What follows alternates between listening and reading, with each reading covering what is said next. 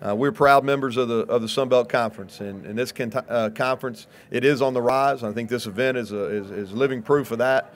I think Commissioner Benson and his staff do a tremendous job with this event. I believe that this league is really positioned for the future to be one of the top group of 5 conferences. And I think if you look at our bowl record last year, 4-2, we were proud to be one of those wins. If you look at the level of coaches that's in our league and the talent that they're bringing in, I really think this has the makings of being a special season. We're heading into year 3, and I continue to grow personally as our football program does. Sitting here a year ago, the expectations have seriously risen from 2016 to going into the 2017 season. The 2016 was a special season for Troy football. We won 10 games, won the Dollar General Bowl championship, ranked in the top 25, set a school attendance record. But now we've got to flip the switch, and we had the biggest turnaround in college football, going from 15 to 16. We've got to flip the switch and start focusing on 2017. What we didn't, all those accomplishments are great. What we didn't accomplish last year was winning a conference championship, and we had the opportunity to do that. We lost 2 of our last 3 games, and now our guys, as we start camp on Sunday, have that singular focus. So with that, I'll open it up to questions. We have a microphone.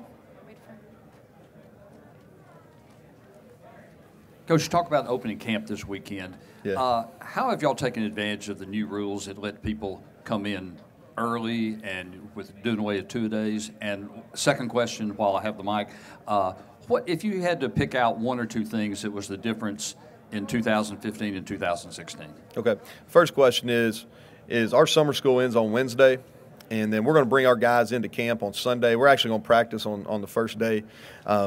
We're not actually changing a whole lot with the new rules. We only did 2-a-days last year. So obviously with the new rule, we won't do any this during this preseason camp. We've always given our guys a day off. Every Sunday we've given them a day off. We try to give the staff as much of that day off as well. We'll continue to do that. We probably won't use all 29 of our practice opportunities leading into the first game. So, I think we brought them in 1 day earlier than what was allowed under the previous rules. So I think we've probably been ahead of the curve as far as that goes. And then if you look at some of the differences between 15 and 16, I think the first thing that really comes is I'm not sure that from a talent standpoint we were better. I'm not trying to undersell that at all. We were better in 2016 than we were in 2015. But we probably overachieved a little bit. And I think one of the biggest lessons for me as a head coach as we went through that season was the importance of chemistry. Not chemistry as far as the whole team is concerned, but really the connection that was made in those position group. And I really felt like that was a major reason why we were able to win some close games down the stretch. If you're just talking about on the pure football perspective, the biggest difference is the takeaways we got defensively. We were one of the top teams in the country in turnover margin, and that probably allowed us to make the jump as much as anything. Coach, you talked about increased expectations with your program. How much stock do you put in the preseason poll? Do you ever look at that, or is that motivation for your kids or not? Yeah, we look at it. I think if somebody says they don't look at it, I would find that false. It's all over social media, and we got to be on it for recruiting anyway. So we do. I think it's a compliment to what we accomplished last year. I don't think it necessarily has anything to do with what we're getting ready to start on Sunday. But we want to be. I mean, that's an expectation that we want to have each and every year, that we want to contend for a conference championship. I think that should be the expectation at Troy. And I think there's a couple things. When you have expectations, you can kind of undersell yourself, or you can go and approach them about meeting them head on, and that's the approach that we're going to take. Is, hey, we're picked to finish second in our league. We won 10 games last year. The expectation level has risen in our program, and now we got to go and meet those expectations head on. I think a huge benefit for us is our season opener. We play Boise State right out the gate. And I think that's the preeminent program in the group of 5. If you look over the course of the last 5 to 10 seasons, those guys have done a tremendous job. And we're fortunate to kick off the season against them at Boise. They'll return the trip in 2018 when they come to us. But that game, that's a huge carrot to dangle during preseason camp. because we can't afford complacency, because if we're not ready to go, if we're not ready to hit on all cylinders, we can get embarrassed in that season opener. Coach, Brandon was a kid that wasn't highly recruited coming out of high school. He's really exploded since he's been in your program. Can you talk about what makes him special as a quarterback? Yeah, well, I think as you've seen, he's matured. As he's matured off the field, his in-game decision-making has improved. Physically, he has the tools. He's a big guy. You can see him here. He's 6'2 plus, 225 pounds. The thing that probably separates him from a lot of Division I quarterbacks is his release.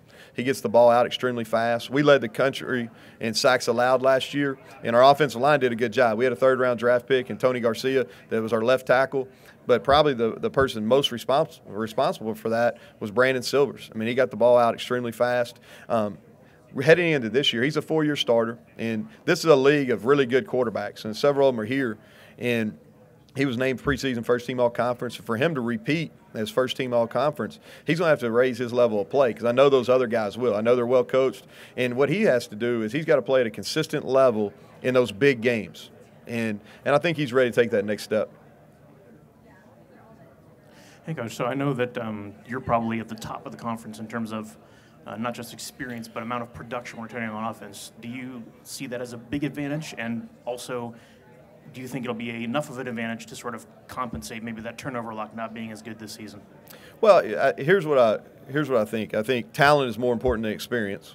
But if you have experienced talent, you got a chance to be special. So we've got a lot of experience coming back. Almost all of our every rushing yard is back. I think every reception, with the exception of one guy that had 10 catches, is back. All our passing yardage are back. So as far as production, we've got almost all of our offensive production back. And we were close to the top of the league last year. Now, with all that being said, we've got tons of room for improvement. And if you look at it, we've got to be more explosive in the passing game. Our yards per attempt was not good enough. We've got to be able to run the football against really good run defenses. We weren't able to do that. And we got to be able to finish games. If you look at it, we have an opportunity to win the conference championship at Georgia Southern. We got the ball with 2 minutes to go. And we don't go. All we got to do is score a touchdown. We win the game. Win the game, win the conference. We're not able to get it done. So we do have some pieces coming back. I feel like that we will be significantly better. I think this is without a doubt going to be our best offensive football team that we've had in my 3 years here. But we've got some room for improvement to make. We've got to have and there's some question marks. We got question marks in our interior of our O-line. We got to find somebody that can run the football to partner up with Chun where he doesn't get tired down the stretch. So we got some question marks, but we do have the opportunity to be an upper level offense. Hey, you were 5-0 in Sun Belt going to the Arkansas State game last year. I think 7-3 at halftime. That game's at the end of your season this year. How important is that one for you guys? Well, I think it's huge. That was I appreciate you bringing that up. Though I'm trying to take that out of my memory, but no, I'm just kidding. But that was the worst half of football we played all year. And really, it was 7-3. We come out of halftime, and they scored on a fake punt that we didn't do a very good job defending. And really, as coaches, should have taken a timeout, never allowed it to happen. Then we have a sack fumble that they pick up and run in for a touchdown, and then we just didn't respond very well. We played a really poor second half of that game, and Blake and Arkansas State really took it to us. And so that's the game we play last this year. I hope that we position ourselves where that game's important at that time. I feel confident they will. I hope that we take care of our business, and when we make that trip to Jonesboro, there's something on the line in that game. Coach, you landed 3 on the first all-team Sun Belt, 9 overall, first and second team. What does that say just about the level of talent that you have on this team this year? Well, I think it says that some guys had some really good years last year. I think that we have some guys that are deserving without question. My hope is that at the end of the season we have that same number or possibly more. But the good thing about us, and especially at our offensive skill positions and our defensive skill positions, is we're going to have a lot of competition. And I think if you look at the programs that annually contend for championships and annually that don't have fall-offs, they're the guys that have extreme competition at those positions. We have those at the skill positions. We have that at defensive tackle. We don't have it throughout our whole football team yet. But those guys that are on those preseason honors, they're going to be challenged every day in their room, from with the rare exception to keep up on that pace. Our guys, they're going to get beat out by some of our younger guys in our program. Coach, I think you guys probably have the best secondary in the conference.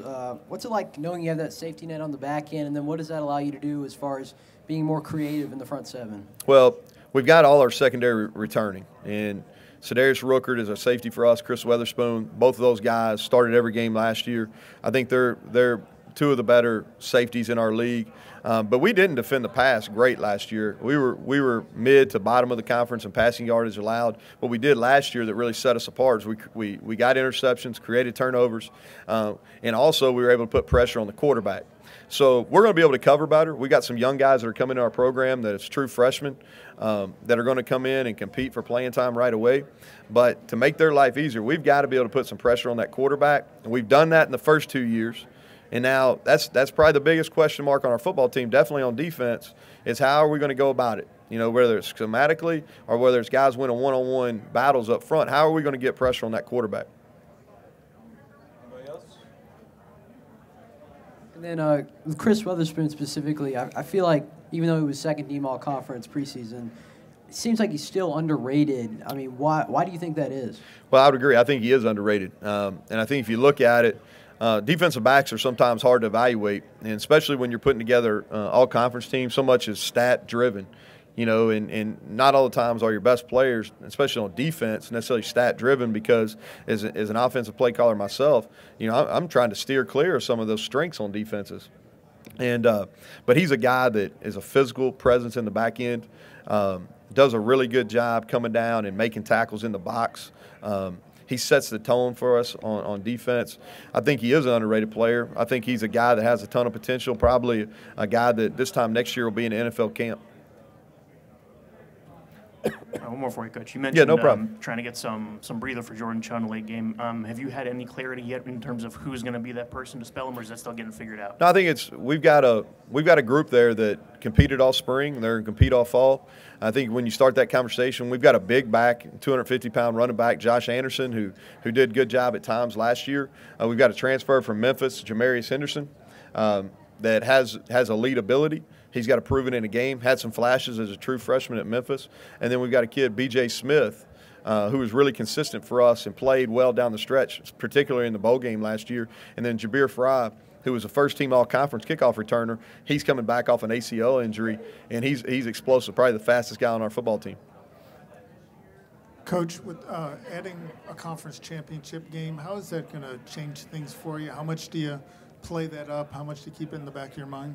Well, I think what the conference championship game does when we play it in 2018, I think it further legitimizes us as a conference. You know, I think every Division I conference now is going to play a conference championship game. I like the uniqueness of ours being on a college campus. I know if we were fortunate enough to host it at Troy, we feel really good about having a great crowd and creating an atmosphere that's worthy of a championship game. I think it's just another opportunity, another life experience for the student athlete. And at the end of the day, that's why the athletic directors and the CEOs in this conference chose to make that decision, is for the student athlete experience. That it. Thanks, Coach. Thank you.